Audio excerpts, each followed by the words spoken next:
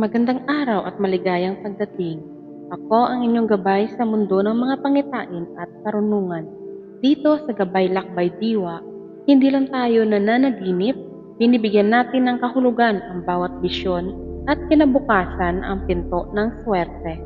Samahan niyo akong tuklasin ang mga lihim ng inyong panaginip at gabay para sa masaganang buhay.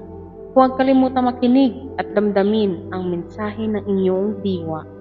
Kahulugan ng panaginip na sinisingil ka ng bayaw mo sa iyong utang at sumama ang iyong loob. Narito ang kahulugan. Hindi ito tungkol sa totoong utang o sa iyong bayaw.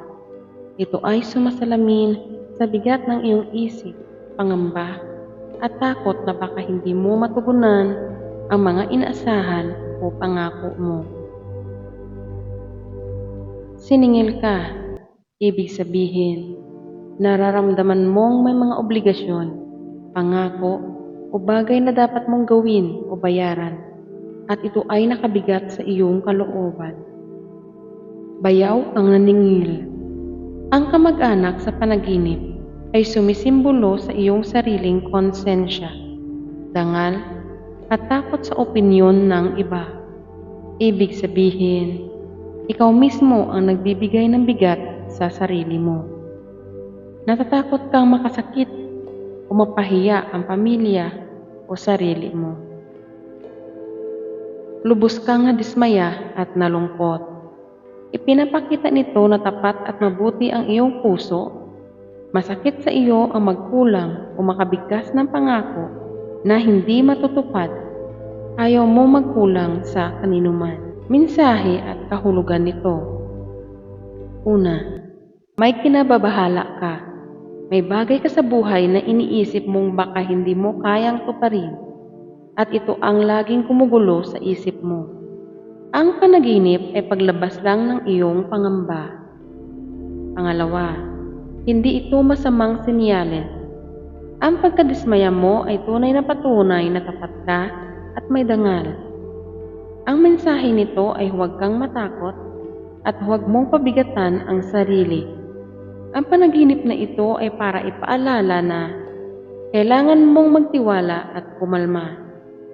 Dahil ang bigat na nararamdaman mo ay galing lang sa iyong sariling pag-alala, hindi sa totoong sitwasyon. Pangatlo, darating ang ginhawa dahil ipinapakita mo sa panaginip na nasaktan ka kapag may kulang ka. Ibig sabihin, susubukan mo ng maayos ang lahat at dahil doon, malapit nang matapos ang pangamba at bigat na ito. Liligaya ka rin kapag naayos mo na ang iniisip mo. Buod. Ito ay panaginip ng pag-alis ng bigat. Sinasabi nito, mabuti kang tao. Masakit sa iyo ang magkulang, pero huwag kang mag-alala. Maaayos mo rin ang lahat at mawawala na ang pangamba na ito. Hindi ito babala ng utang, kundi paalala na tapat ka at dahil tapat ka, hindi ka pababayaan at malulutas din ang lahat. Yan ang ating paglalakbay para sa araw na ito. Sana ay nakatulong ang mga aral at gabay na aking ibinahagi. Naway magdala ito ng swerte, proteksyon, positibong enerhiya sa inyong tahanan. Kung nagustuhan nyo ang aking content, huwag kalimutang mag-like, mag-share at mag-subscribe para lagi kayong updated. Muli, ako ang inyong gabay.